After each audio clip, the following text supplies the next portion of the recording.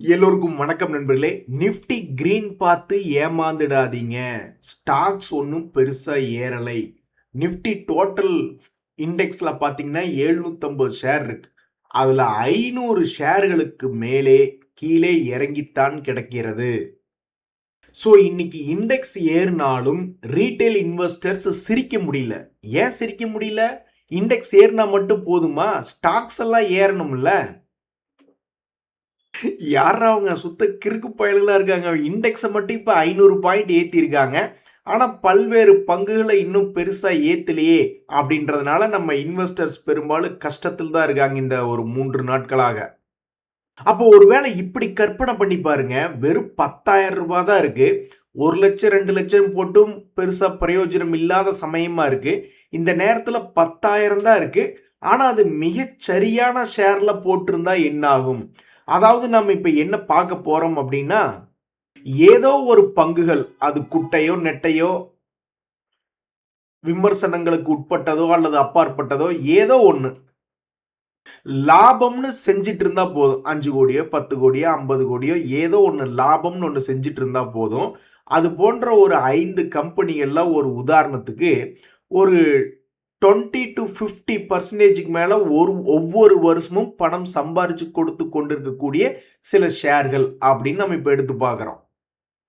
இதுக்கு ஒரே கண்டிஷன், நீங்க 3 வருஷமா வாங்கினதுக்கு அப்புறம் வித்து இருக்கவே கூடாது. முதல்ல நம்ம பார்க்கறது குப்பிட் லிமிடெட். அப்படியே தூக்கி நிறுத்திட்டான். நீ தாண்டா சிங்க குட்டி, உன்னை தாண்டா வாங்கணும் அப்படின்ற மாதிரியான பெயரை இந்த குப்பிட் லிமிடெட் வாங்கி கொடுத்துருக்கு. எப்படின்னு பார்த்தீங்கன்னா, கடந்த 3 வருஷத்துல 344% சம்பாரிச்சு கொடுத்துருக்கான். அப்போ 10,000 ரூபாய் இருப்பது 3 வருஷத்துக்கு முன்னாடி போட்டு வித்திருக்கவே கூடாது. கையில வச்சுக்கொண்டே இருந்தால் 10,000 ரூபாய் என்பது 7,63,000 ரூபாயாக மாறி இருக்கும். அடுத்தது இன்னும் கொஞ்சம் சிறிய எக்ஸாம்பிள், சிஜி பவர் அப்படின்ற ஷேர். இதுல 10,000 ரூபாய் போட்டுட்டு 3 வருஷமா ஆடாம அசையாம உட்கார்ந்திருந்தா 34% கெயினுக்கு அது 10,000 ரூபாய் என்பதை 24,000 ரூபாயாக மாற்றி இருக்கும். அடுத்தது காட்ஃப்ரே பிலிப்ஸ் இந்தியா அப்படின்ற ஒரு ஷேர். அவனுடைய சிஏஜிஆர் பிரைஸ் சிஏஜிஆர் 3 வருஷத்துக்கு பார்க்கும்போது 55%. அதுவும் ஒன்றும் மோசம் இல்லை என்பது போல 10,000 38,775 மாத்திருக்கும்.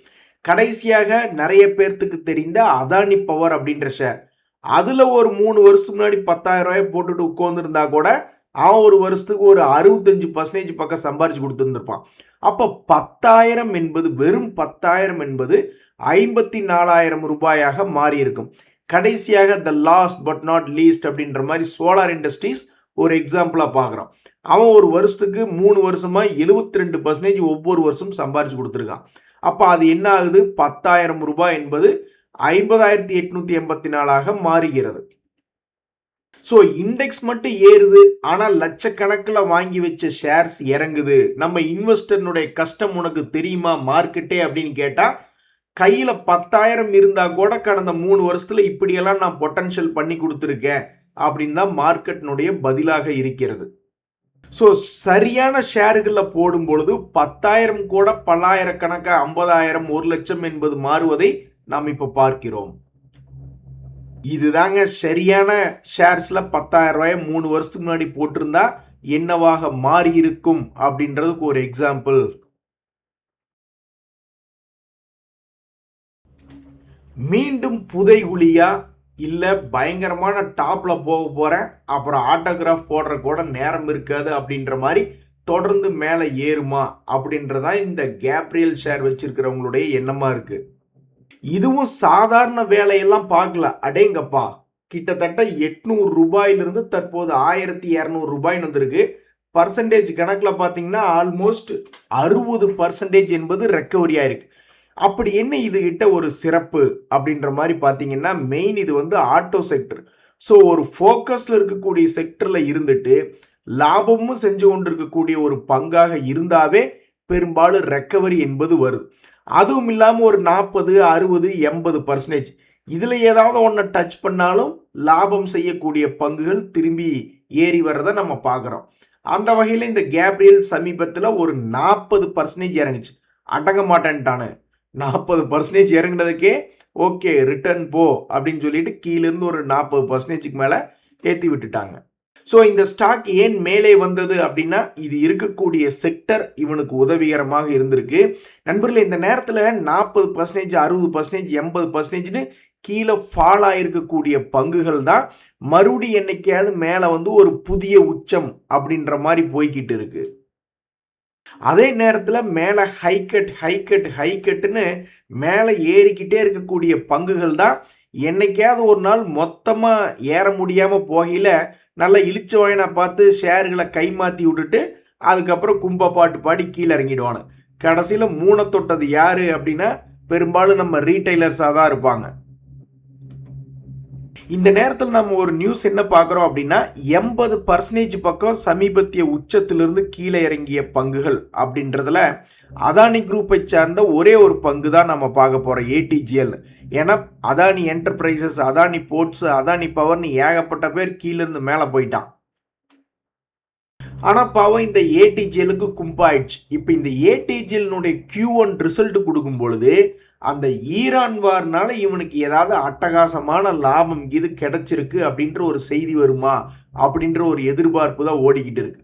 தற்போதைக்கு இந்த ஏடிஜிஎல் அப்படின்றதுல வந்து முதலீட்டாளர்களை வந்து பார்த்தீங்கன்னா எஃப்ஐஸ்லையோ அல்லது டிஐஸ்லையோ அல்லது பப்ளிக்லேயோ எந்த மாற்றம் இல்லை. ஏன்னா அவன் பெரிய தலைக்கு மேலே போனால் என்ன ஜான் என்ன மூலம் என்ன அப்படின்ற மாதிரி உட்காந்துருப்பாங்கன்னு நான் நினைக்கிறேன். இப்போ சமீபத்தில் இந்த ஏடிஜிஎல் ஏறி இருந்திருக்கலாம். மொத்த பர்சன்டேஜ் பார்க்கும் பொழுது ஆல்மோஸ்ட் 80% ஏறி இருந்திருக்கலாம். ஆனால் இந்த பங்கு இறங்கினதை பார்த்தா கண்ணில் தண்ணி வந்துடும். ஆல்மோஸ்ட் இந்த பங்கு வந்து 4000 ரூபாய்களில் இருந்து வெறும் 488%ங்க. இப்போதாங்க நான் ஃபர்ஸ்ட் டைம் ஒரு ஷேர் 88% இறங்கி பார்த்துருக்கேன். 80, 81, 82ங்கிலேயே ஏகப்பட்ட பங்குகள் திரும்பி நான் பார்த்துருக்கேன். நான் ஒஸ்ட் பார்த்தது ஜீல்னு ஒரு பங்கு. எவ்வளவு பர்சன்டேஜ் இந்த ஜீல் என்டர்டைன்மெண்ட் லிமிடெட் சமீபத்திய உச்சத்திலிருந்து இறங்கியிருக்குன்னு பார்க்கறக்கு நம்மளுக்கு சார்ட்லேயே இடம் இல்லை. டக்குன்னு போய் 1 மந்த்துக்கு போட்டு பார்ப்போம். 1 மந்த்துக்கு போட்டோம்னா கிட்டத்தட்ட 30-40 வருஷ பீரியடை ஒரே விண்டோக்குள்ளே நம்மளால பார்க்க முடியும்.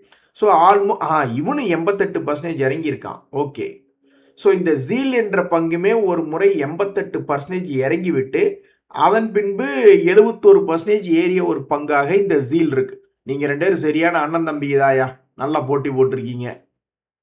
வேறு ஏதாவது பங்குகள் உங்களுக்கு ஞாபகம் இருக்கா? இந்த ஓலா எலக்ட்ரிக், அது சமீபத்தில் வந்த ஷேர் தான், இருந்தாலும் அதெல்லாம் கடுமையாக சரிவடைந்த ஷேர். அவனும் ஒரு 85% இறங்கிய பிறகு, மொத்தமாக 85% இறங்கிய பிறகு பார்த்தோம்னா 115% திரும்பி ஏறி இருக்கான். இதுக்கு என்ன ஒரு காரணம்னா நாங்கள் லாபத்துக்கு திரும்புவோம், அதுவும் இல்லாமல் இந்த இவி வெஹிக்கிளில் திடீர்னு ஈரான் வார் மூலியமாக டிமாண்ட் வந்தது, அதனால எகிரிட்டான்.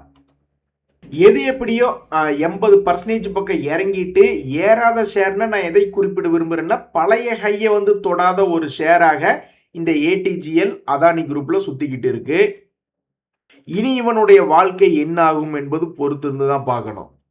ஆனால் வரக்கூடிய ரிசல்ட்டில் அதான் சிலிண்டருக்கு விலையெல்லாம் ஏற்றி விட்டானுங்க, கேஸில் அப்படி இப்படின்னு ஏகப்பட்ட பேர்லாம் சம்பாரிச்சிருப்பாங்க, அப்படி இப்படின்லாம் செய்திகள் வருது. ஸோ இவங்களுடைய Q1 ரிசல்ட் ரொம்ப முக்கியத்துவமாக உள்ளது. அடுத்தது நம்ம லாபம் செய்யக்கூடிய பங்குகள் 40% கீழே விழுந்த பங்குகள் லிஸ்ட் எடுத்தோம்னு வச்சுங்களேன், ஏக்கச்சக்கமான பேர் இருப்பானு. நம்மளுக்கு லிஸ்ட் ரொம்ப பெருசாக போய்கிட்டே இருக்கும். இந்த நேரத்தில் 60% ஃபால் ஆன பங்குகள் அப்படின்ற ஒரு செய்தி பார்க்க போகிறோம். பக்கத்து வீட்டில் 4 மாதமாக செவுத்து குடஞ்சிக்கிட்டே இருக்கானுங்க. ஏதாவது அண்டர் கிரவுண்டு இது ஓப்பன் பண்ணுறாங்களா என்ன ஒன்றும் பொருள ட்ரில் பண்ணிக்கிட்டே இருக்கானுங்க 4 மாதமாக. என்ன ஆகும்னு தெரில. அதே மாதிரி தான் பல மாதங்களாக இந்த கேபிஐடி டெக் அப்படின்ற ஷேர் தொடர்ந்து ட்ரில் பண்ணி நிலத்துக்கடியில் போய்கிட்டே இருக்கான். டேய், இதுக்கு மேலே போனீங்கன்னா ஆப்போசிட்டில் போயிடுவடா அப்படின்ற மாதிரி தொடர்ந்து எவ்வளவு முடியுமோ அவ்வளவு ட்ரில் பண்ணி குடைச்சல் கொடுத்துக்கிட்டே இருக்கான் அந்த ஷேரை வச்சிருக்கிறவங்களுக்கு. இப்போ கூட சமீபத்தில் மறுபடியும் ஒரு குடைச்சல் கொடுத்து மிகப்பெரிய ஒரு ஃபால். எவ்வளவு ஃபால் அப்படின்னு கேட்டிங்கன்னு வச்சிங்களேன், பயமுறுத்தும் விதமாக ஒரு 700 ரூபாயில் இருந்த பங்கு இப்போ ஒரு 5 நாளைக்கு முன்னாடி இப்போ போய் எடுத்து பார்த்தா 563 அப்படின்னு ட்ரேட் ஆகிட்டு இருக்கு. அவன் வாழ்க்கையில் சமீபத்தில் வந்த ஷாக்கில் ஒரே ஒரு நாள் தான் ஷாக்கு. அந்த ஷாக்கு அவனுக்கு ஒரு நாள்லேயே முடிஞ்சிருச்சான். அதுக்கப்புறம் அவன்கிட்ட ஷாக் இல்லையா. அதனால தொடர்ந்து ஒரே விலையில கடந்த 4 நாட்களாக ட்ரேட் ஆகி கொண்டிருக்கிறது. ஸோ அப்போ இந்த கேபிஐ டெக்னாலஜிஸ் மொத்தமாக எவ்வளவு பர்சன்டேஜ் இறங்கி உள்ளது அப்படின்னு பார்த்தோம்னா ஒரு 70க்கு பக்கத்தில் வந்து விட்டது. அப்போ இந்த ஷேரை வச்சிருக்கிறவங்க என்ன எதிர்பார்ப்பாங்க? சரி, இது எப்படியும் ஒரு லாபம் செய்யக்கூடிய பங்கு, தலைக்கு மேலே போயிடுச்சு, நீ ஜான் என்ன முளம் என்ன, ஏதாவது திரும்பி வருமா, மற்ற பங்குகளைப் போல இவன் இங்கிருந்து ஏதாவது லேசு வாக்கில் ஏறி பார்ப்பானா அப்படின்னு பாவம் எதிர்பார்த்துக்கிட்டு இருப்பாங்க. அவங்களுடைய வாழ்க்கையில் என்ன நடக்க போகுது அப்படின்றத பொறுத்து இருந்து பார்க்கணும். பிர்லா சாஃப்ட்டும் ஒரு லாபம் செய்யக்கூடிய ஷேர் தான். ஆனால் அவன் இருக்கக்கூடிய செக்டர் வந்து சாஃப்ட்வேர் செக்டர். அப்படி ஒரு எல்லாரும் பயப்படக்கூடிய சாஃப்ட்வேர் செக்டர்ல இருந்தாலும் இவங்களுக்கெல்லாம் லாபம் குறைஞ்சிருமோ அப்படி இப்படின்னு இந்த ஆர்டிஃபிஷியல் இன்டெலிஜென்ஸ்னால ஏதாவது பிரச்சனை ஆயிருமோ அப்படின்னு பார்த்துக்கிட்டே இருக்காங்க. இருந்தாலும் அது 100 கோடிக்கு கீழே லாபத்தை இது வரைக்கும் கொண்டு போகல. சமீபத்தில் போன குவார்டர் கூட 176 கோடின்னு நல்லது தான் பண்ணியிருக்கான். ஏன்னா நல்லது பண்ணால் உங்ககிட்ட நாங்கள் பரிசே வாங்க முடியாதா, இன்னையா மார்க்கெட் நீங்கெல்லாம் அப்படின்ற மாதிரி இதனுடைய ஸ்டாக் பி 14 போய்கிட்டு இருக்கு. ஒரு கடன் இல்லாத பங்கு இருந்தாலும் கீழே போ அப்படின்ற மாதிரி இவனை 300 ரூபாயில கொண்டு போய் நிறுத்தியிருக்காங்க. இதெல்லாம் ரொம்ப அநியாயங்க. மொத்தமா எங்க ஆளுகளை தூக்கிட்டு போய்கிட்டே இருக்கீங்க அப்படின்ற மாதிரி. இது மொத்தமா கரடிகள் இந்த பங்கை மேல இருந்து எவ்வளவு தூரம் கொண்டு வந்து கரெக்டா ஒரு 67% இறக்கி விட்டுருக்கு. ஸோ இது வந்து 60க்கும் 80க்கும் நடுவில் இருக்கக்கூடிய ஒரு ஸ்லாபாக வந்திருக்கிறது. இனி இந்த பங்கு என்ன ஆக போகிறது அப்படின்றத பொறுத்து இருந்தா பார்க்கணும். அது மாதிரி ஏகப்பட்ட பங்குகள், உதாரணத்திற்கு ஓலா எலக்ட்ரிக்கெல்லாம் இன்னும் லாபத்துக்கு வராத பங்கு, ஆனாலும் அவன் கீழே இறங்கிட்டு கொஞ்சம் மேல் நோக்கி ஏறி வந்துட்டான். இந்த எஸ்கேஎஃப் இந்தியா அப்படின்ற பங்கெல்லாம் ஒரு இண்டஸ்ட்ரியல் சார்ந்த ஒரு பங்கு. அவன் இப்படி கும்பா பாட்டு பாடுவான்னு ஒருத்தர் கூட எதிர்பார்த்துருக்கவே மாட்டாங்க. அதுவும் கிட்டத்தட்ட 3000 ரேஞ்சிலிருந்து இப்போ 1500 வந்திருக்கு. இத்தனைக்கு அது வந்து லாபம் செஞ்சு கொண்டு இருந்த பங்கு தான். இப்போதான் அவனுடைய ஃபாலுக்கு ஒரு ஜஸ்டிஃபிகேஷன் கிடைச்சிருக்கு. எப்போ? மார்ச் போன குவார்டர்ல தான். இப்போதான் அவன் கீழே இறங்கி வந்துட்டு இருந்ததுக்கு ஒரு ஜஸ்டிஃபிகேஷன் 20 கோடி நஷ்டம் அப்படின்னு போன குவார்டர்ல சொல்லியிருக்காங்க. அப்போ இந்த குவார்டர்ல லாபத்தில் கொடுத்தா அப்போ நீ ஏத்திருவியா? நீ என்ன செய்ய போகிறாய்? ஆக மொத்தம் சமீபத்தில் 60% ஃபால் ஆன சில பங்குகளினுடைய செய்தி தான் நம்ம இப்போ பார்த்துக்கிட்டு இருந்தோம்.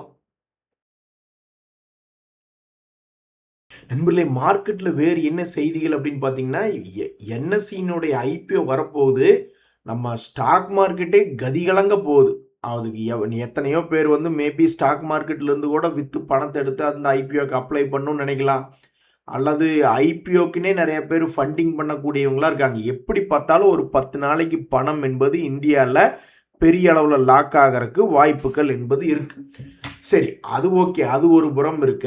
இந்த பிஎஸ்சி M6 போன்ற எக்ஸ்சேஞ்சுகள்லாம் பார்த்தீங்கன்னா, பிஎஸ்சி இப்போதான் அவங்களுடைய லாபத்தை இன்க்ரீஸ் பண்ணி கொண்டு வந்திருக்காங்க. அதுக்கு டெரிவேட்டிவ்ஸ் ஒரு முக்கியமான காரணம்.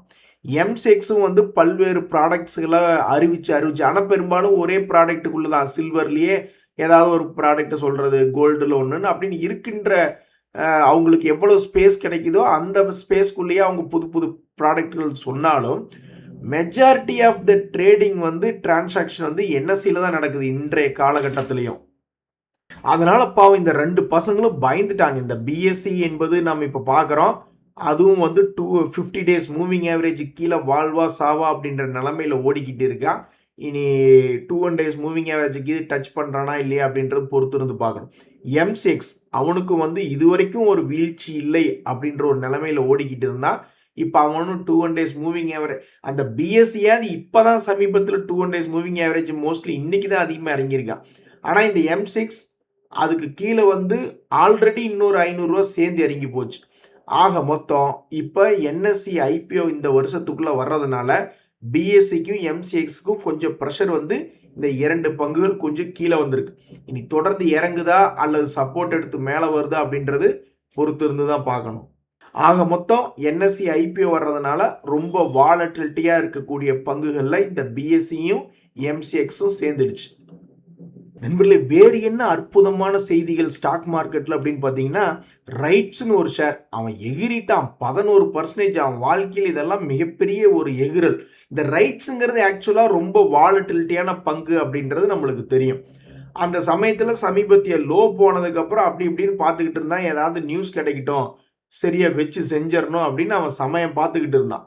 இந்த நேரத்தில் அவங்களுக்கு ஒரு வெளிநாட்டு ஆர்டர் வந்து மேஜர் ஆர்டர் செக்யூர்டு அப்படின்னு ஒரு பெரிய அளவில் வெளிநாட்டு ஆர்டர் கிடைச்சிருக்கு அப்படின்ற ஒரு தகவல் வந்திருக்கு. ஆர்டர்னுடைய அமௌண்ட் எல்லாம் எங்களுக்கு முக்கியம் இல்லை. அது ஒரு இன்டர்நேஷனல் ஆர்டர், அதுவும் இல்லாமல் இது ஒரு வாலட்டிலிட்டியான பங்கு. அதனால 1+1=2 அப்படின்ற மாதிரி இன்னைக்கு நம்ம மார்க்கெட்டில் இந்த ரைட்ஸ் அப்படின்ற ஷேரை பிடிச்சி 11.5% ஏற்றி விட்டுட்டாங்க. ரொம்ப மகிழ்ச்சிங்க. இது ரயில்வேக்கு வந்த ஆர்டரா அல்லது எங்களுடைய வறுமையை போக்க வந்த ஆர்டரா அப்படின்னு, ஏன்னா பல்வேறு ரயில்வே துறை பங்குகள் கும்பா பாடிக்கிட்டு தான் இருக்கு. இது ஒரு சென்டிமெண்ட்டாக அமையுமா அப்படின்னு பார்த்துக்கிட்டு இருக்காங்க. கோடிங் நிஞ்சாஸ், எப்படி பேரே சூப்பராக இருக்குது பார்த்தீங்களா? அந்த கம்பெனியை வந்து அக்வஷன் பண்ணுற டேட்டா வந்திருக்கக்கூடிய இந்த நேரத்தில் நௌக்ரி ஷேர், அதாவது இந்த இன்ஃபோ எட்ஜ் அப்படின்ற பங்கு 12% ஏறி இருக்கு. சரி, யாருப்பா இந்த பேர்லாம் செலக்ட் பண்ணுறது? கோடிங் நிஞ்சாஸ் சூப்பராக இருக்கே அப்படின்ற மாதிரி. அதாவது கோடிங் நிஞ்சாஸ் அப்படின்றது ஒரு பட்ட பெயர். அந்த கம்பெனியினுடைய பெயர் சன்ரைஸ் மென்டார்ஸ் பிரைவேட் லிமிடெட். அதனுடைய ஷேர் ஹோல்டிங்கை மொத்தமாக நாங்கள் வாங்கிக்கிறோம் அப்படின்ற ஒரு தகவல் வெளிவந்த உடனே நம்மளுடைய நௌக்ரி வந்து ஆல்மோஸ்ட் 12.5% ஏறி இருக்கு. தற்போதைக்கு இந்த பங்கு 1 இயர் லோ பிரைஸ்லேருந்து 10% மேலே ஏறினது ஒரு மகிழ்ச்சியான சம்பவம் தான். என்னையா இப்படி சம்பவம் பண்ணி வச்சிருக்கீங்க? உங்களுக்கெல்லாம் பிஸ்னஸ் அப்டேட் கொடுக்கறது கும்பா ஆகறக்கா அப்படின்ற மாதிரி சமீபத்தில் பிஸ்னஸ் அப்டேட் கொடுத்து பெரிய அளவில் கும்பா பாடிய பங்குகளில் வந்து அந்த டிமார்ட், அவென்யூ சூப்பர் மார்ட் என்பது உண்டு. அதுக்கப்புறம் ட்ரெண்ட், கல்யாண் ஜுவல்லரி, இவங்களுடைய பிஸ்னஸ் அப்டேட்டுக்கு அப்புறம் மார்க்கெட்டு சிரிச்சு பேசல. ரொம்ப கோபமாக 12% ட்ரெண்ட்டையும் இறக்கி விட்டுட்டாங்க. கல்யாண் ஜுவல்லரியும் ஒரு 6.5% இறக்கி விட்டுட்டாங்க. என்னையே இந்த தடவை ரத்தக்காவு வாங்குது அப்படின்ற மாதிரி. ஆமாம், ரிசல்ட் சீசனில் பெரிய மாற்றம் வரும் அப்படின்றது எதிர்பார்த்த ஒன்று தான். ஆனால் பெரிய மாற்றம் வந்து மேலேயும் வரலாம் கீழேயும் வரலாம் அப்படின்றது எல்லாத்துக்கும் தெரிஞ்ச விஷயம். ஆனால் மேலே வந்தால் தானே மகிழ்ச்சி வரும்.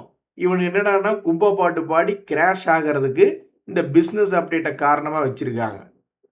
உங்களுக்கு கடைசியாக இறங்கி கிடக்கக்கூடிய சில பங்குகள், இந்த ஜிஆர்எம் ஓவர்சீஸ் அப்படின்றதெல்லாம் நல்லா தான் ரெக்கவரி ஆகி வந்தா.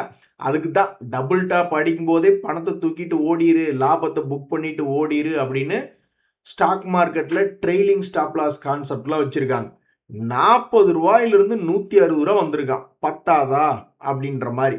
இல்லை, இது அப்படியே டபுளாக திருப்பி போட்டு இன்னும் 400 ரூபா கூட போவான் அப்படின்னு சில ஷார்ட் டேர்ம் ட்ரேடர்ஸ் வெயிட் பண்ணிட்டு இருந்திருப்பாங்க. கடைசியில் பார்த்தா அவன் மேலேருந்து அப்படியே கீழே இறங்கி கரெக்டாக 100 ரூபாயில் ட்ரேட் ஆகி கொண்டிருக்கக்கூடிய ஒரு பங்காக ஜிஆர்எம் ஓவர்சீஸ் இருக்குது. ஸ்விக்கி என்ற பங்குமே சமீபத்தில் 440 வரைக்கும் வந்திருந்தான். அதுவும் நல்ல ஒரு அருமையான ரெக்கவரி. 250 to 450னா சும்மாவா? ஆனாலும் அது ஏற முடியாமல் கீழே இறங்கி விட்டுருச்சு. அப்போ இந்த 2 பங்குகளும் சமீபத்தில் இறங்கி கிடக்கக்கூடிய இந்த 2 பங்குகளும் லாபம் செய்யக்கூடிய பங்குகளா அல்லது நஷ்டம் செஞ்சு கொண்டு இருக்கக்கூடிய பங்குகளா அப்படின்னு பார்த்தா, இந்த ஸ்விக்கி ஏதோ ஒரு வேலை பண்ணிக்கிட்டே தான் இருக்கான். தன்னுடைய சேல்ஸை வந்து 3 மடங்கு இன்க்ரீஸ் பண்ணியிருக்கான். இருந்தாலும் லாபத்தில் காமிக்க மாட்டேன்றாங்க. அப்படின்னா என்ன அர்த்தம்? ஏதோ ஒரு வேற இன்வெஸ்ட்மெண்ட்ஸு அப்படி இப்படின்னு ஏதோ ஒன்று பண்ணி எக்ஸ்பென்ஷனில் என்னமோ பண்ணிக்கிட்டு இருக்காங்கன்னு அர்த்தம். அது எப்படி சம்பாதிக்கிறது பூரா எக்ஸ்பென்ஸை போய்கிட்டே இருக்குமா? வேற ஏதோ ஒரு பண்ணிக்கிட்டு திடீர்னு என்னைக்காவது ஒரு நாள் லாபத்துன்னு காமிக்கும் பொழுது இந்த பங்குக்கு என்ன ஆகும் என்பது பொறுத்திருந்து பார்க்கணும். அதே மாதிரி ஜிஆர்எம் ஓவர்சீஸ் அப்படின்ற பங்கு அவனுமே சேல்ஸை வந்து இன்க்ரீஸாக பண்ணியிருக்கான் கடந்த 3 வருடங்களில். அதே மாதிரி இப்போ வரைக்கும் அது நஷ்டம் என்பது செய்யாத ஒரு ஷேராக இருக்கு. அப்போ இது போன்ற ஷேர்களுடைய வாழ்க்கையில அடுத்த கட்டமாக என்ன நடக்க போகிறது? இந்த பாயிலும் கரெக்டாக சென்டர் பாயிண்ட்ல இருக்கான் ஜிஆர்எம் ஓவர்சீஸ். ரொம்ப வாலட்டிலிட்டியான ஷேர். அதே மாதிரி ஸ்விக்கியும் சாதாரண இல்லை, அது பயங்கர வாலட்டிலிட்டியான ஷேர். அது சென்டர் பாயிண்ட்ல இல்லை, இருக்கிறதுலே அடிவாரத்தில் இருக்கான். இந்த அடிவாரத்திலிருந்து மறுபடியும் ட்ரில்லிங் போட்டு அடியில் இன்னுமே 100 150 இது போகிறதா அல்லது ரெக்கவரி ஆகிறதா என்பது பொறுத்திருந்து பார்க்கணும். ஆக மொத்தம் Q1 ரிசல்ட் சீசன்ல என்ன வேணாலும் நடக்கலாம். இன்றைய தகவல் அனைத்து உங்களுக்கு உதவியாக இருந்த எனக்கு மகிழ்ச்சி. ரொம்ப நன்றி, வணக்கம்.